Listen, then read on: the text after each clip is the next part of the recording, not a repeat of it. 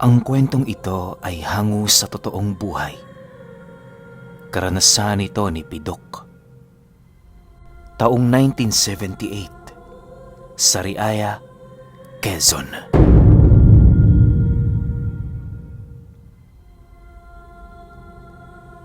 Itong mga panahong ito, kasalukuyang abala sa pagtatrabaho itong si Pidok.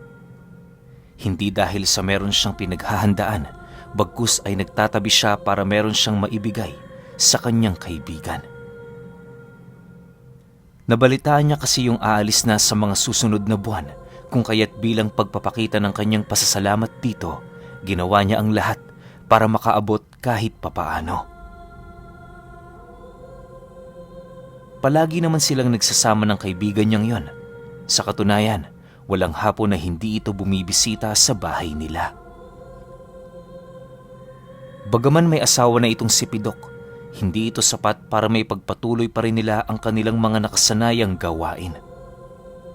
Alam ni Pidok na antingero ang kanyang kaibigan at ilang ulit na din siya nitong inaabutan ng mga karga sa katawan, pero siya lamang ang tumatanggi.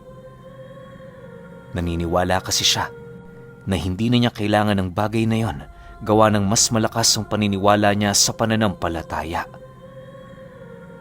Nire-respeto naman yon ng kanyang kaibigan, lalo pat parehas lamang sila ng pinaniniwalaan.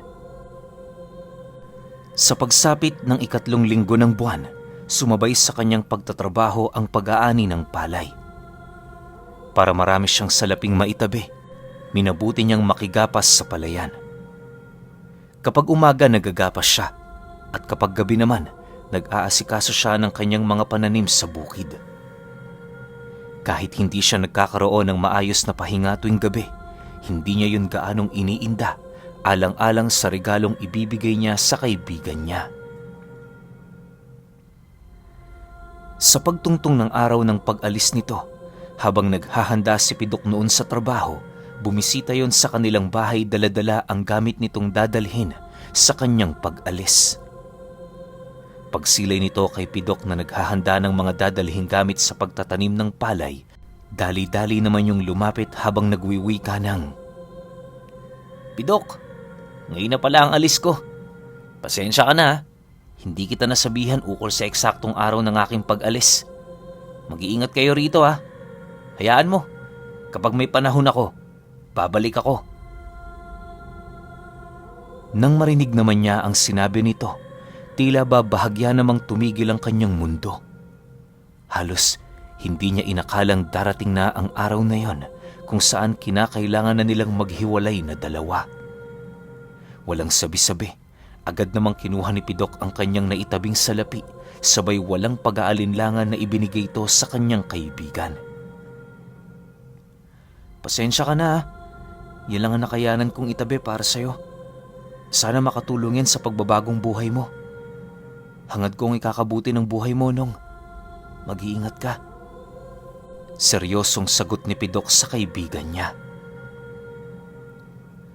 Kahit ramdam niya na noon ang pagtulo ng kanyang luha, pilit niya pa rin yung pinipigilan. Alam niya kasing ayaw ng kaibigan niyang may umiiyak sa kanilang dalawa sa kadahilan ng hindi sila sanay na magdrama. Makalipas lamang ang ilang minutong pagtitigan nilang dalawa, nasipat naman niya ang kaibigan niyang yon na biglang ibinagsak sa lupa ang mga gamit nitong dala. Sa paglapit nito sa kanya, agad naman siya nitong inakbayan papasok ng kanilang bahay habang nananatiling walang imik.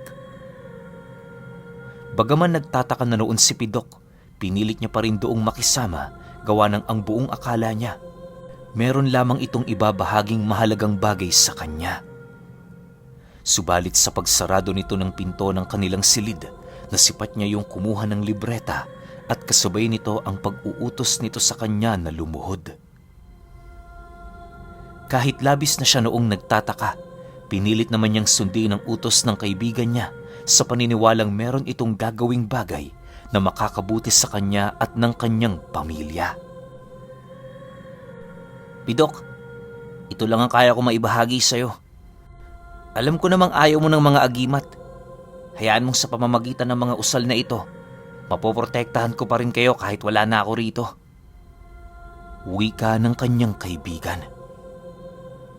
Matapos nitong makapagsalita, inihipan siya nito ng 20 buhay na salita sa kanyang bumbunan at kasabay nito ang mabilisan nitong pag-alis nang hindi na nagpapaalam. Bago yun tuluyang lumisan, inilahad nito sa kanya na ang natanggap niyang biyaya ay isang uri ng mutya na nananahan sa mga buhay na kataga. Hindi na yun kinakailangan pang pakainin ng mga buhay na salita sapagkat mananatili itong buhay hanggang sa kahuli-hulihan niyang hininga. Dagdag pa ng antingerong kaibigan niya, walang sino man ang may kakayahang umalis ng mutyang yun sa kanya sapagkat sa oras na maipasa na niya ito, ang tanging makakapaghiwalay lamang dito at sa nagtatangan ay ang ritual ng pagpasa ng karunungan. Nang ilahad na ito ng kanyang kaibigan, dali-dali din naman yung umalis. Hindi na ito ninais pang sundan ni Pidok, gawa ng alam niya sa kanyang sarili na nakapagpasya na yon sa kanyang desisyong lumipat ng lugar. Makalipas lamang ang ilang buwang kanilang pamumuhay, marami na siyang napapansing kakaiba sa katawan niya. Bukod sa hindi siya basta-bastang nadadapuan ng mga sakit, may mga pagkakataon ding nagagawa siya nitong maisalba mula sa mga patalim ng sandatang tinatangan niya. Habang tumatagal na akay ni Pidok ang karunungang yon, doon niya unti-unting napagtatanto ang totoong bisa nito. Hindi man sa pagmamayabang pero ang kabal na tinatangan ni Pidok sa katawan ay halos kasing pantay na ng mga taong may malalakas na kabal kagaya ng mga dalubhasang tadtad. Ang tanging pinagkaiba lamang ng aral ni Pidok sa mga antingerong yon, wala itong kalakip na malas sa pamumuhay. Dagdag pa niya na imbis malasin siya dahil sa kunat ng kanyang katawan, halos araw-araw niyang nararamdaman ang nag-uumapaw niyang swerte. Isipin ninyo, kapag walang trabaho itong si Pidok, kusa siyang pinupuntahan ng mga negosyanteng nanggaling pa sa iba't ibang bayan. Ang nakakapagtaka lang, ordinaryong tao lang siya. Hindi siya kilala pero tila ba malaki ang pangangailangan ng mga ito sa kanya. Dahil sa mga pangyayaring yon, napansin ni Pidok na karamihan sa mga negosyanteng bumibisita sa kanya ay purong may mga tangang pampaswerteng mga agimat at mutya. Napag-alaman niyang maaaring yon ang nagiging tulay nila kung bakit nagagawa nilang matagpuan ang bawat isa. Lumipas pa ang mga buwan, nasanay na din siya sa ganoong kaganapan. Medyo nakakaahon na din sila sa buhay dahil sa mga negosyanteng halos linggo-linggong bumibisita sa kanilang tahanan para mag-alok sa kanya ng trabaho. Akala naman ni Pidok, magpapatuloy na ang ganoong swerte sa kanyang buhay. Isang araw, pagdating ng isang negosyanteng may daladalang mga paninda, agad namang nakuha ang atensyon niya ng kasama nitong nakasuot ng kulay itim na salakot. Sa unang sipat doon ni Pidok, ramdam na ramdam niya ang kakaibang presensya ng kasama ng negosyante. Ang labis niya pa noong ikinagulat sa lahat, tila bang walang kaide-ideya ang negosyanteng yon sa kabila ng pagkakaroon nito ng kamulatan pagdating sa mga lihim na karunungan. Sa pagbaba ng dalawa sa kanilang sinasakyang kalabaw, masaya naman yung sinalubong ni Pidok. Hindi pa man siya nakakalapit sa kanyang mga bisita, nasipat niya ang kasama nitong lalaking may salakot na dahan-dahan ng dumidistansya. Pagsilay niya ditong pabalik na yun sa kalabaw nila, agad naman niya yung nilapitan sabay wika ng, kaibigan, pumasok ka. Huwag ka mag-alala. Walang aso dito." Matapos makapag-wika ni Pidok, napatitig lang naman ang lalaking yun sa kanya habang nananatiling walang imik. Makalipas lamang ang ilang minuto, sumunod na din ito sa kanya dahil sa utos ng amo nito.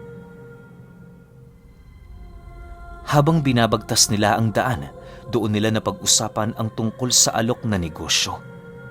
Ayon dito, Nais niya sanang kunin na katiwala si Pidok ng kanilang mga itinitinda upang magkaroon sila ng pwesto sa baryo.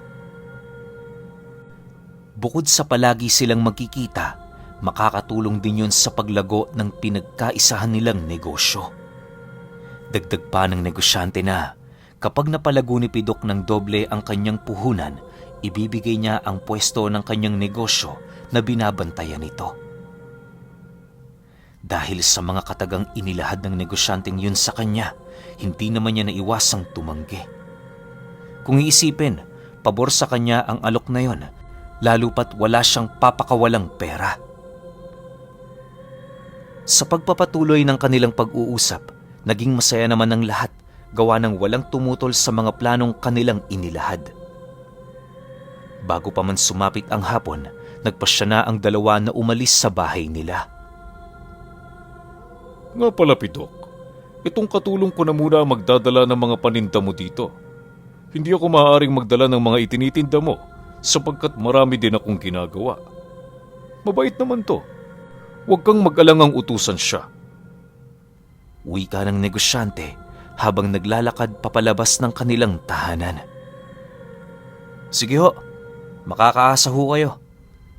Sagot naman dito ni Pidok. Makalipas lamang ang ilang minuto, tuluyan na ngang nakaalis ang mga ito. Habang pinagmamasdan ni Pidok ang paglayo ng negosyante, paulit-ulit namang sumasagi sa isip niya ang tungkol sa kasama nitong lalaki. Para hindi na sila magkaproblema, minabuti na lamang niyang pag-aralan ng galaw nito. Gawa ng nasisiguro naman niya na magkikita pa silang dalawa. Sa paglipas ng mga araw, naging abala si Pidok sa pag-aayos ng pagpupwestuhan ng kanilang negosyo.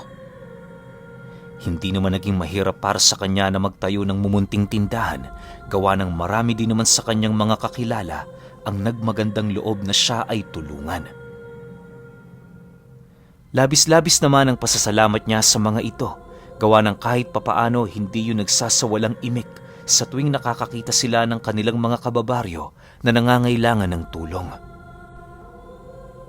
Matapos maisagawa ni Pidok ang tindahang iniutos sa kanyang gawin ng negosyante, wala siyang ibang ginawa kundi ang maghintay sa pagdating ng kanyang ilalakong paninda. Isang linggo pa noon ang lumipas, dumating na nga ang lalaking kanyang hinihintay. Nang masipat niya yung nakasakay sa kalabaw, agad naman niya yung nilapitan habang nakangiti. Subalit sa pagsilay niya sa lalaking yon, tila bang hindi ito kumbinsido sa kanyang kakayahan.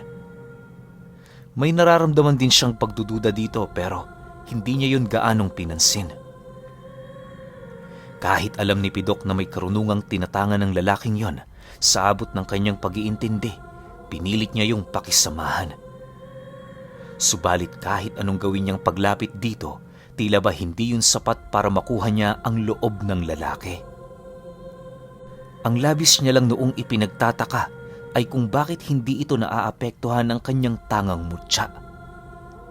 Karamihan kasi sa mga nilalapitan niya, kusa yung umaamo sa tuwing kinakausap niya ito. Isang araw, habang nagbabantay siya ng paninda, muli na namang dumating ang lalaki. May dala-dala yung minatamis na ayon dito isa yun sa kanyang mga itinitinda noong mga araw na yon. Sa pag-abot ni Pidok ng paninda, nasipat niyang halos hindi makatitig sa kanya ang lalaki at tila bang nag-aalangan ito. Alam niyang merong kakaiba sa minatamis nitong dala, kung kaya't ang ginawa niya, inilagay yon sa pinakasulok na parte ng tindahan.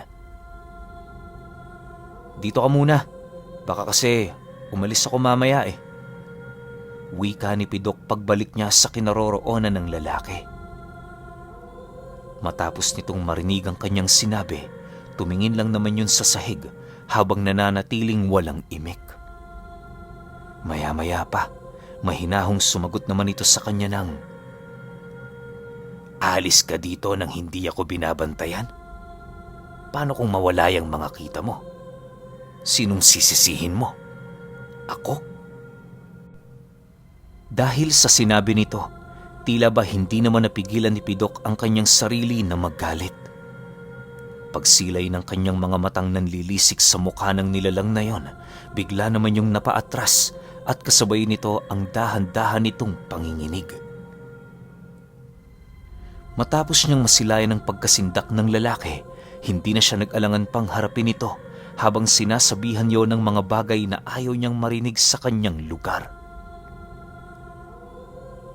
Sa pagpapatuloy ng kanyang ginagawa, unti-unti naman niyang nasipat ang lalaking yon na dahan-dahan ng umaangil. Panay din ang ginagawa nitong pagkamot sa kanyang ulo at dibdib na para bang may makating bagay roon na hindi niya kayang maalis gamit lamang ang kanyang mga kamay. Hindi pa yun nakontento. Sinubukan nitong hilahin papalayo si Pidok na siya namang naging sanhi upang tuluyan na yung mawala ng pasensya. Walang sabi-sabi, buong lakas naman niyang itinulak papalayo ang lalaki at kasabay nito ang paghataw niya ng kanyang kamay sa estante ng tindahan. Akala niya mapapakalma na niya ang lalaking yun dahil sa kanyang ginawa pero mas lalong tumindi ang pangyayari. Bigla na lamang kasi yung kumuha ng sundang at kasabay nito ang 3 beses na pagtaga nito sa kanyang ulo. Matapos yung gawin ng lalaki, buong puwersa naman siya nitong tinadyakan, sabay takbo papalayo. Dahil sa pangyayaring yon, minabuti muna ni Pidok na pakiramdaman ang kanyang sarili. Alam niyang hindi biro ang pagtama ng sundang sa kanyang ulo, gawa ng nasisiguro niyang maaari niya itong ikamatay. Sa paghawak niya sa kanyang bumbunan, nakapanya pa ang malamig na likido na dahan-dahang umiinit. Alam niyang dugo ito, kung kaya't agad naman siyang humingi ng tulong sa mga taong nakikiusyoso. Makalipas lamang ang ilang minuto, awa naman ng Diyos, wala namang nangyari sa kanya. Yung likidong nahawakan niya, dugo pala ng mababaw niyang sugat sa ulo dahil sa pagkatalbog ng talim ng sundang. Bagaman marami ang nagtatanong kung papaano na iwasan ni Pidok ang pag-atake ng lalaking yon, minabuti na lamang niyang magsawalang imik. Para sa kanya, hindi na mahalaga kung papaano nangyari ang bagay na yon sa kadahilan ng alam niya sa kanyang sarili kung ano ang mga kasagutan sa mga katanungan ng kanyang mga kababaryo. Kinagabihan matapos ang insidenteng yon, nagpasya si Pidok na puntahan ang baryo na kinaroroonan ng kanyang kasosyo. Medyo nababahala kasi siya, lalo pat wala yung kaide-ideya sa mga nangyari. Sa pagdating niya sa bahay nito, nasipat niyang walang nakasinding gasera sa loob. Habang pinagmamasdan niya ang paligid, medyo kinakabahan na siya, gawa ng hindi pangkaraniwan ng ganong pangitain tuwing gabi sa kanilang baryo. Paglapit niya sa pinto, nasipat niya ang bakas ng manipis na dugo na animoy kinaladkad papaloob. Dahil sa pangyayaring yon, hindi na siya nagdalawang isip na pumasok kahit walang permiso ang may-ari. Habang naglalakad siya sa sala ng bahay na yon, tila ba hindi niya nararamdaman ang presensya ng mga taong naninirahan doon. Akala ni Pidok pinaglalaroan siya ng kanyang pakiramdam pero makalipas lamang ang ilang minuto, doon niya natuklasan ng isang karumal-dumal na sikreto. Paghawi niya sa kurtina ng isang silid, tumambad sa kanya ang bangkay ng isang bata kasama ang alaga nitong aso. Wakwak ang dibdib nito pero nakapagtatakang wala doong tumutulong dugo. Matapos niyang masilayan ang bagay na yon, bahagya naman siyang natigilan sa kanyang kinaroroonan nang makarinig siya ng 2 nilalang na nag-aangil sa loob ng tahanan. Paglabas niya sa silid, tumambad sa kanya ang isang lalaking hubad-hubad na merong napakahabang braso na halos sumayad na sa sahig. Nanlilisik ang mga mata nitong nakatitig sa kanya habang walang patid naman ang pagtulo ng napakalapot nitong laway sa bunganga. Dahil sa mga nilalang na kanyang nasilayan, minabuti naman ni Pidok na manatiling kalmado sa kanyang kinaroroonan.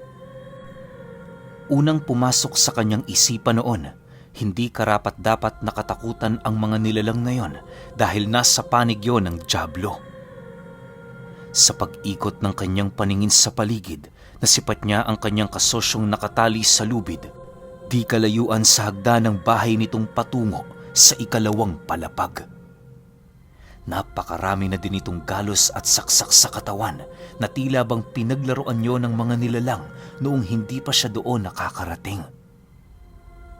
Maya-maya pa, nang magkatitigan sila ng negosyante, pilit naman itong iniaabot ang kamay nito sa kanya habang nanghihinang nagwiwika ito ng, Umalis ka na.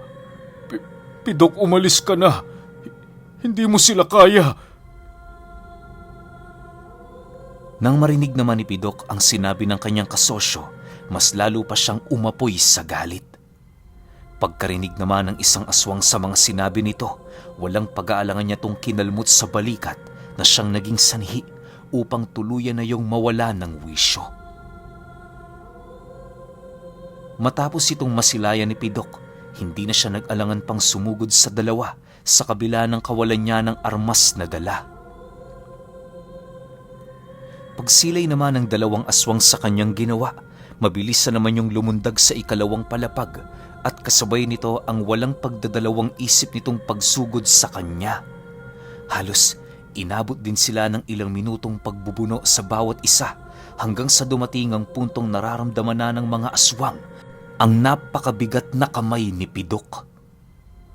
Ang labis pa nila noong ikinakabahala ay ang hindi nito pagtamo ng pinsala sa katawan kahit ilang beses na nila yung sinaksak gamit-gamit ang kanilang mga kuko. Dahil sa pangyayaring yon, medyo nag-aalala na ang mga aswang sa sitwasyong kanilang kinasangkutan. Kahit alam nilang mas mainam na umatras na muna sila pansamantala, nasisiguro nilang hindi yun basta-bastang hahayaan ni Pidok. Pagbaling ng isang aswang sa kinaroroonan ng entradang pinto, laking gulat na lamang niya nang biglang lumitaw sa harapan niya itong si Pidok habang seryosong nagsasabi ng, "Kapag ako ang kalaban mo, wag na wag mong aalisin ang iyong paningin sa kinaroroonan ko." Matapos nitong makapagwika, nagpakawalayo ng isang malakas na suntok na siya namang dumurog sa dibdib ng nilalang. Paano nalaman ni Pidok na nadurog ang dibdib nito? Matapos niya kasi yung sapakin, humandusa yun sa kanyang harapan habang hawak-hawak ang dibdib nito. Bumigat din ang paghinga ng nilalang na yon na hindi naglaon naging sanhi ng dahan-dahang pagkamatay nito. Makalipas pa ang ilang minuto, nasisipat na niya ang takot sa pagmumukha ng aswang na natira sa loob ng bahay ng negosyante. Paulit-ulit din yung nagmamakaawa sa kanya pero ni katiting na pabor hindi niya yun pinagbigyan. Nang maramdaman ng aswang na wala na itong pagpipilian, nagpasya yung lumipad at tumagos sa bubong ng bahay. Subalit bago pa man niya maisakatuparan ng planong yon, bigla namang naramdaman ng nilalang ang pagbigat ng kanyang mga paa at pakpak. Pagsilay niya kay Pidok, nasipat niya yung umihip ng usal sa kamay at kasabay nito ang paulit-ulit nitong pagbato sa kanya ng mga buhay na kataga. Hindi naglaon, bumagsak sa sahig ang aswang habang naghahabol ng hininga. Ni daliri nito hanggat hindi pinahihintulutan ni Pidok, wala siyang kapangyarihan upang yon ay maigalaw ng malaya. Nang mapagtanto ni Pidok na tapos na ang kanilang pagbubuno, inuna niyang kalaga ng kanyang kasosyo. Bago niya harapin ang aswang, sinigurado niyang may lunas na ang mga sugat nito upang hindi yon malagay sa alanganin na sitwasyon. Sa paglalim pa ng gabi, wala nang nagawa ang aswang kundi ang mag-angil. Bilang parusa ni Pidok sa nilalang, walang awa niya yung kinaladkad papalabas at inilibing ng buhay sa labas ng bakuran. Bago niya yun tuluyang tabunan, Tinarakan niya ito ng 5 krus sa katawan, indikasyon ng selyo nito. Isa sa noo, 2 sa pulso ng kamay, at 2 sa dapa-dapa. Matapos niya yung gawin, mariin niyang inihabilin sa negosyante na kahit anong mangyari, mas mainam na wag niyang ipagkalat ang tungkol sa pangyayari noong gabi. Natuwa naman si Pidok kahit papaano, gawa ng mariin itong sinunod ang kanyang abiso. Magmula noong nangyari ang insidente, matyaga niyang hinintay ang pagbabalik ng kanyang kaibigan. Subalit kahit ilang taon pa ang lumipas, bigo pa rin siyang muli yung masilayan. May nasagap din siyang balita mula sa albularyo na ang mutyang napapaloob sa mga katagang ipinamana nito ang nagsisilbi nilang harang para muling magkita. Sa pagkamatay ni Pidok, bitbit niya ang sakit ng loob, gawa ng hindi man lang niya nasilayan ng kaibigan niyang nagpamana sa kanya ng mutya ng buhay na salita. Pero noong mga huling araw niya na siya ay naghahabol na ng hininga, wala siyang ibang bukang bibig, kundi, "Salamat, kaibigan."